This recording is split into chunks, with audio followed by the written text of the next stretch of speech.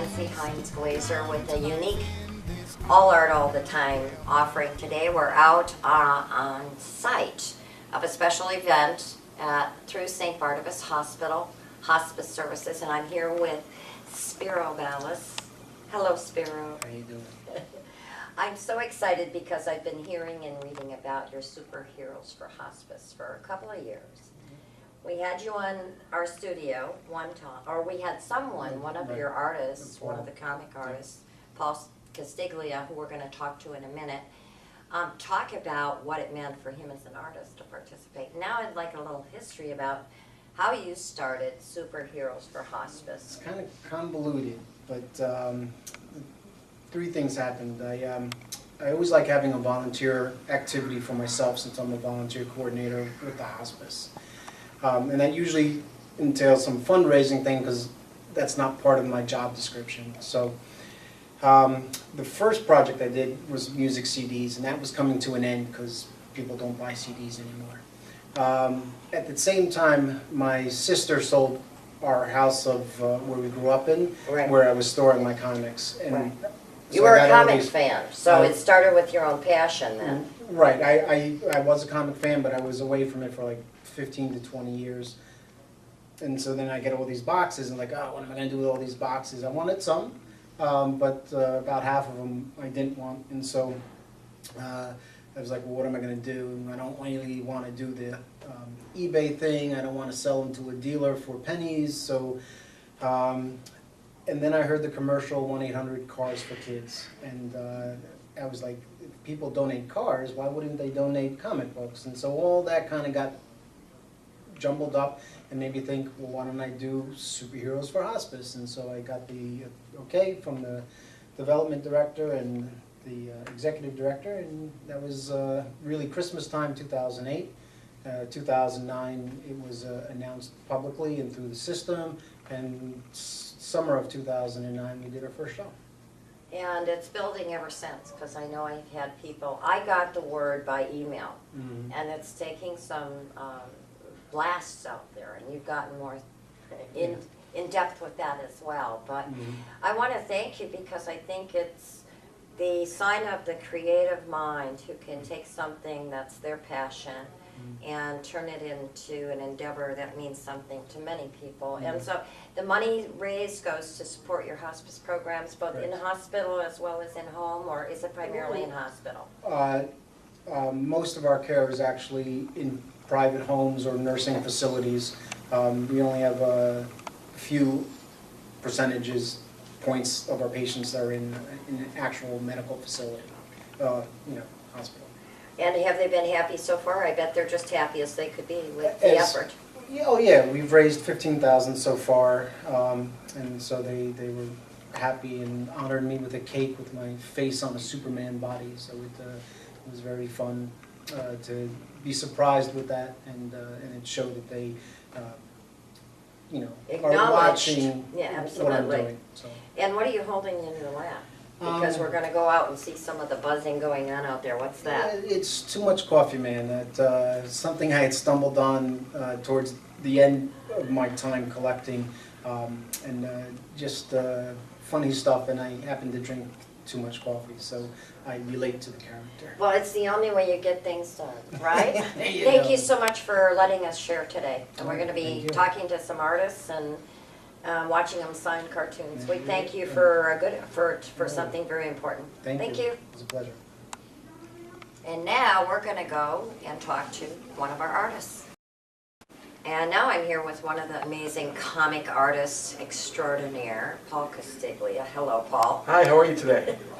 I hear you've been interviewed by every major media outlet, but never. You were on Soma TV, the comic show. They haven't been major until now. Oh, right, that's right. Exactly. That's right. I'm glad you corrected me. Yeah. And you were seen by some of our Soma TV viewers. I think you were on with Stuart Kalodner for a comic show. Scott Oh, Kalodner. well, he'll be sad to know I got his name wrong.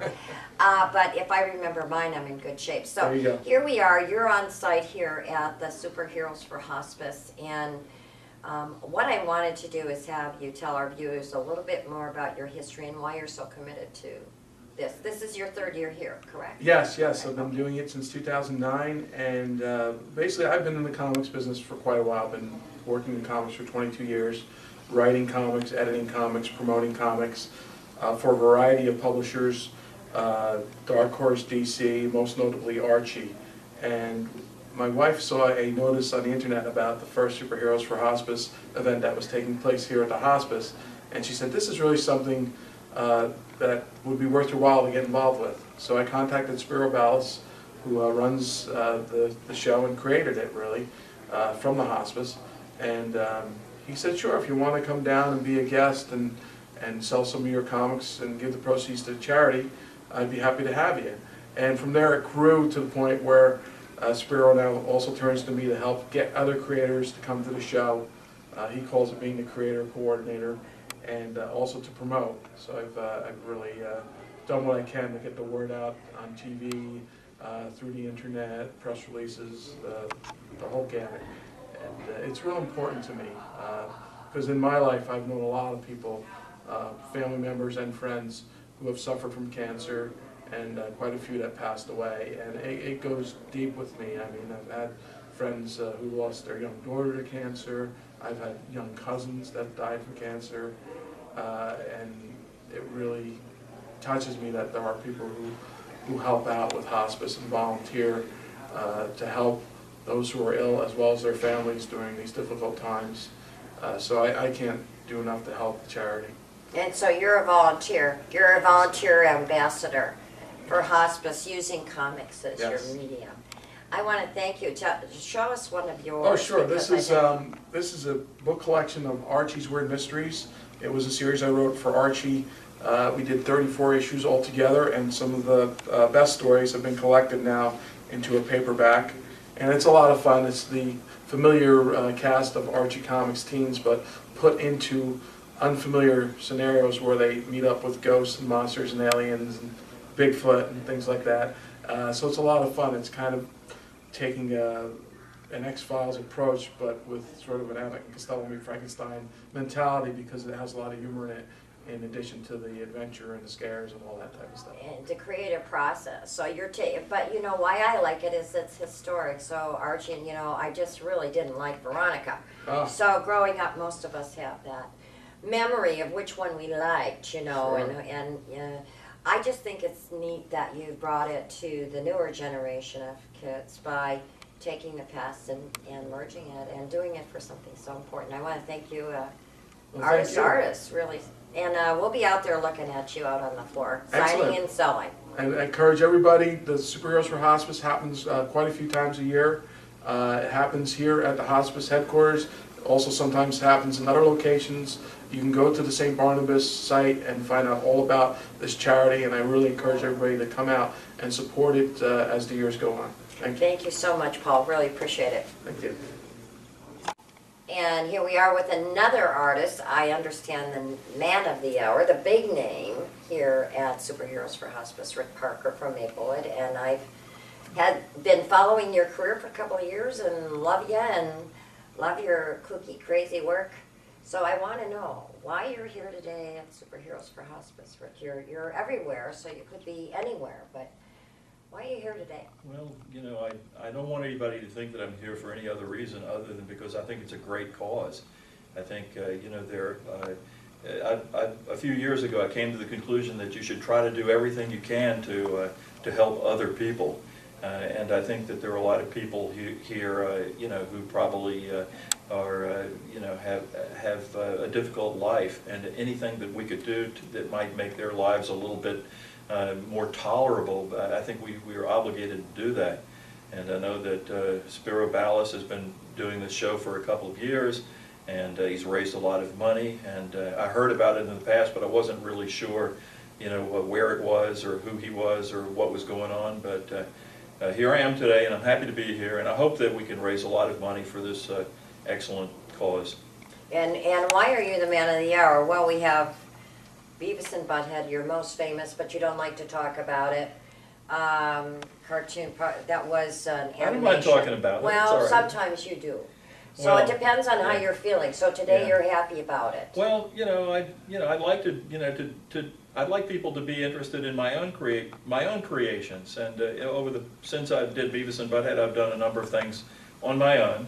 And you know, I also wanted to, you know, we all only have a limited amount of time to talk about stuff, so I wanted to talk about things that were currently available, things that I was doing, you know, now. And you know, for the past few years, I've been working for a new company in New York called Paper Cuts, and we do parodies of famous children's books and movies, like the Harry Potter franchise. Our book is called Harry Potty and the Deathly Boring. And we did a parody of the Twilight series. We did parodies of the Percy Jackson series.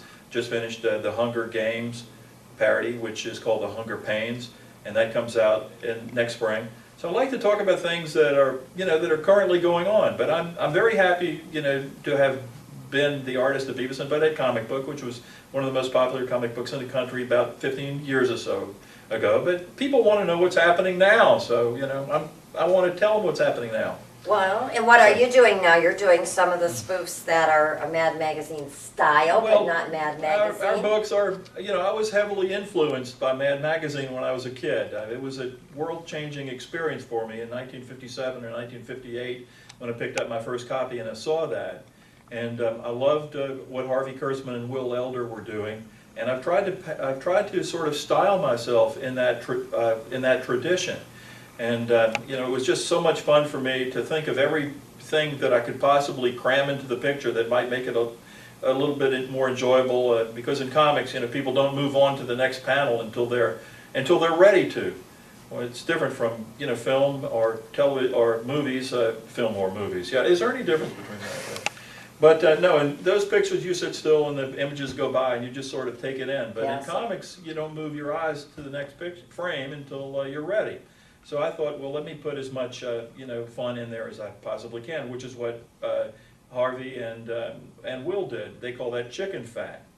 And I think there's even a movie on their life coming out called Chicken Fat. That'll be the name of the movie. It'll be out in the next few years.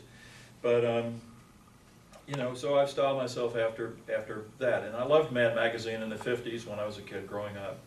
And so that's a story on that, I guess. Absolutely, and I really, but what you're doing is you're constantly ahead.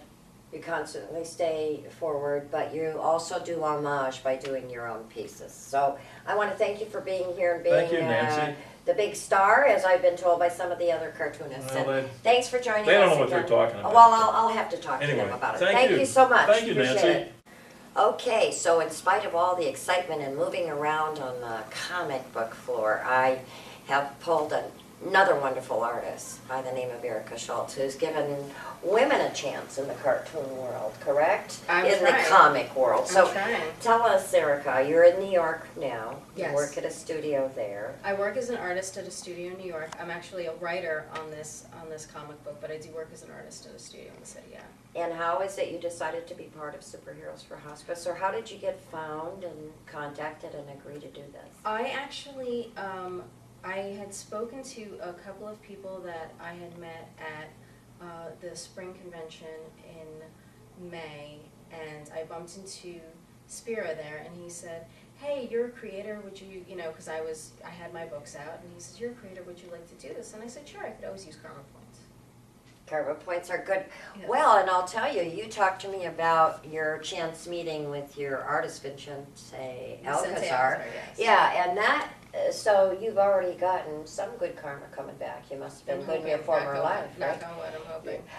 Anyway, I want to tell you, I mean, the artwork is absolutely beautiful, but you started out by not being afraid to ask. You're younger, about half my age, and you took a chance, and I think that's a valuable message for younger people as well. You're bringing it into modern times, but breaking through sort of that resistance to want to jump out and do something. You took your script to somebody. I did. You know what it is? It gets to a point where you kind of have to say, do you want to keep going on the same path, or do you want to just say, you know what, take a couple of steps off into the rough and see what happens. And you know, you might get poison ivy, or you might see a really beautiful bird. So I mean, you just gotta do it. And so far, it's been a beautiful bird, correct? I've been incredibly blessed and incredibly lucky to have Vicente work with me on this. He is, he's about twice my age, and he brings to it such an amazing talent. Chris Notarelli Sr. and I, when you approached me, we were just talking, and he said, you know, you can see that he is classically trained. He doesn't, there are a lot of digital colorists out there that are fantastic colorists, but you can tell it's a digital medium, whereas Vicente will paint digitally, and you can really see the fine art in the work, and I'm so very lucky. And I tell people if they can't read, it's at least pretty pictures. And that's wonderful. And you know, actually, I met with Karen Carnegie, Mhm. who's part of the production team, creative production team from The Simpsons out in Pasadena.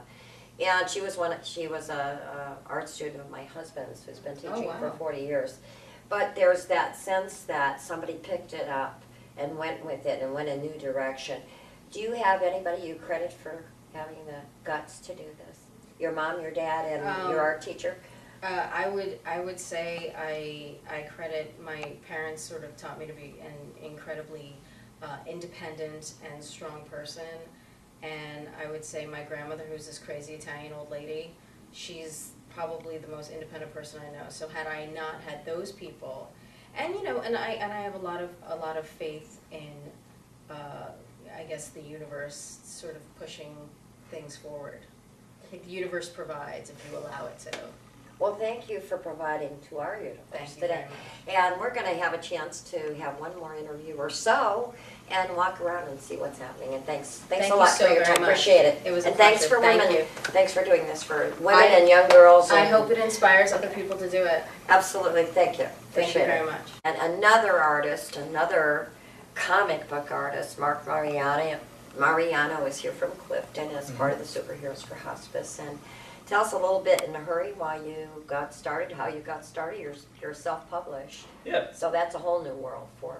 yeah. I'm a self-publisher, and I do all ages comics. So some of them deal with science fiction adventures, and I also have fantasy books. And I also did some artwork for No Sweets for Santa, which is a picture book about Santa giving out sweets on Christmas Eve. And all my books and all my comics are viewable on mypalmark.com, and people can view there first, and then if you're interested, you can purchase books and artwork and everything through the site. And like I said, my main thing is that everything is family friendly. You know, it's great for kids and it's great for adults too that can read with the kids. And I don't dumb things down or anything. It's just a fun story told with bright and colorful, you know, colorful adventures and characters. And the Superheroes for Hospice, how'd you find out about it? Paul Castiglia contacted me about it. He's one of my buddies. He works at Archie, and I think it's a wonderful fit for me. I'm really happy that there are things like this in the world. You know, anytime I can donate my time, I always Share. Yeah, You know anytime my talent can help others, Yeah. I always do my best to do it. And that's my experience with artists in general.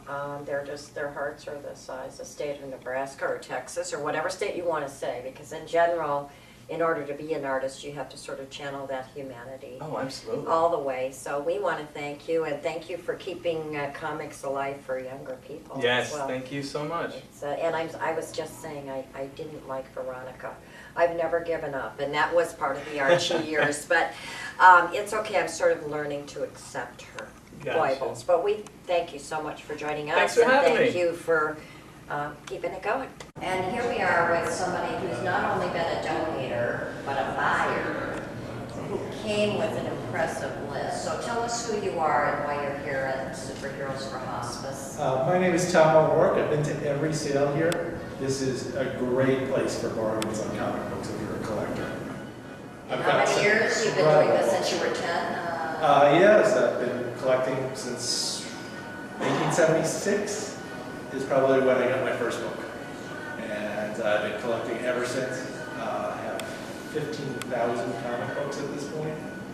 So How do you stop? Is it sort of one of those things that's a passion? for you? it's You an can't stop? obsession. It's an obsession. I'm just an obsessive collector. And then you turn around and donate some back Right. to help others in other programs. Well, we here, and I'm sure Spiro really appreciates people like you. Thank you so much for telling us why you're here and supporting this worthwhile endeavor. Keep collecting. I won't stop you. Thank you. Hi, I'm here with one of the tireless volunteers, volunteering in other ways for hospice by being at this event. His name is Sandy, and You've been doing this for a while, and tell us Sure, why. well, yeah. Tell us why. Tell us why you're volunteering today. Well, I retired and I needed something to do, and I'm looking around for things to help people. And I guess I did fairly good in my life, and I would really like to give back to society what society has done for me. And there's a reason for more volunteers always in the hospice services, I know that. So you'd Right. encourage that with others out there having Yeah. a look?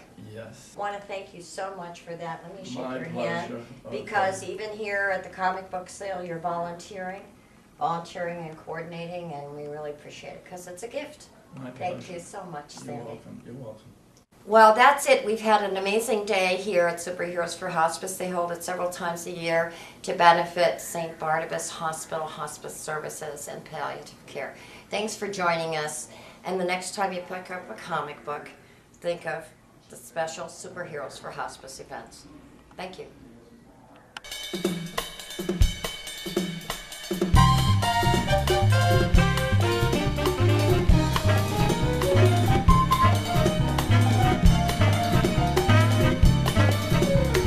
Hello, this is Nancy Hines Glazer for All Art All the Time, and today we're at the Book Arts Roundtable at the Pierrot Gallery at the Baird, and I'm with the book maven, if you will, Karen McDermott. How are you, Karen? Fine, Nancy. Thanks for coming. Thanks for coercing us into this wonderful chat, hopefully. We are so happy because this has become one of the stellar exhibits every year at the Pierrot, also known for amazing exhibits, but people look for this every year. So this Yeah. is your 12th year? 12th year. Yep, our 12th anniversary, February 25th, I believe it was. Yep. And it's the Book Arts Roundtable, which you helped to begin. I founded and am the director of the Book Arts Roundtable. And this year we have more books. Probably this is our second largest show in 12 years. We have 69 books and 33 members taking part. So several have a couple of books. Yes, and, they were allowed 3 this year. The most were 3. And one of the big incentives for this exhibition was the fact that the Newark Public Library is offering a Purchase Prize Award for their collection of artist books. So that made everybody up the bar. And that's not a pun. Right. Well, and you know, really, I think the reason people enjoy the exhibit is it changes, it twists your idea of what really is a book. Some of them are actually handheld, some are sculptural pieces, Right. some are wall hanging art, and I think it's always exciting to see somebody's interpretation of a book. Are there any especially unusual ones this year? Well, the one that we're standing in front of, but this is Joan Bess, and hers are unusual every year because she does fantastic constructions. And this one's called The Entomologist's Jar, and it talks about her fear of insects and bugs. And in this way she can handle it, but if it were crawling on the pedestal, she couldn't handle it. And then we have quite a few books this year that are dealing with health issues, with overcoming heart problems, overcoming breast cancer, and created in very beautiful ways with lovely beadwork and calligraphy. We have books that just are beautiful in their own right for what they're representing. And messages of international mission. I remember seeing one across the room. They're all of them are three-dimensional, nothing just two-dimensional. Right. And I know that you usually supply white gloves. Sometimes people can pick out certain ones Quite a and few, lift them quite a up. few can be picked up and touched. Not many this year are not touchable, so we're pretty lucky in that respect. And that's one of the wonderful things about this exhibition. People can really look at the books. In a museum, they're behind glass, you can't touch them, and here you can really become a part of what the book is saying. And a lot of our papers are handmade papers, or hand paste paper papers, or marble papers, and you really get to feel the texture and experience what's going on the page. And you have a visiting artist from California who's going to be doing your talk. Cheryl Kahn is our guest artist this year. We have one every year, and she's doing a 3-day workshop, Friday, Saturday, and Sunday. And she's an author. She's just sent her 5th book, I believe, to the publisher Monday. And then she's flying out here tomorrow night with her husband, and she'll be at the opening. She's giving a talk at 8 o'clock about her work. So it's pretty exciting. And it's well-rounded, and you have some of the same people that are in the show every year, and some brandy new. So Oh, yes. we're going to have a chance to meet with the gentleman from the Newark Public Library and Wonderful. talk all about the purchase prize. But Good. thank you for Well, thank giving you, us Nancy. the time and Thanks for doing this stopping every by. year. Oh, Thank you. Thank you. And here I am, Nancy Hines Glazer, for All Art All the Time, in another corner of the wonderful Puro Gallery. And I am here talking about the purchase prize for the Newark Public Library with Jared Ash, who gets to pick it out, right? I get to. It's quite a challenge, so I don't know if I'll be able to limit myself to just one. Right now I'm down to about 15 and, kind of have to assess what our acquisition funds are like. But I can say probably about 3/4 of the books in here would be appropriate for our collection. So it's really, we've got about 2,000 artist books. We've been collecting since the 1960s. The library's always been a big proponent and supporter, and really try to encourage excellence in printing and printmaking and book arts since it was founded and since early 1900s. And really after coming to last year's exhibition, was just so struck and noticed the level of quality and craftsmanship and just kind of the real kind of professionalism that really characterized a lot of the books in last year's show, and said that this is really something that the library should be doing, and we'd like to help recognize and support Book Arts Roundtable and this project, just as much as Book Arts Roundtable has been a great supporter and promoter of Newark Public Library. So we're really appreciative to have this great relationship and really kind of looking to more ways to kind of mutually benefit each other. And I met you at the Book Art Symposium at Rutgers, I believe, was it, in downtown Newark? And I didn't realize there was such a big book scene around here, but certainly everything to me comes full circle. We're grateful to you, and thank you so much for joining us, and thank you. I hope you have an ability to see the Book Arts Roundtable wherever they are and go to the Newark Public Library. I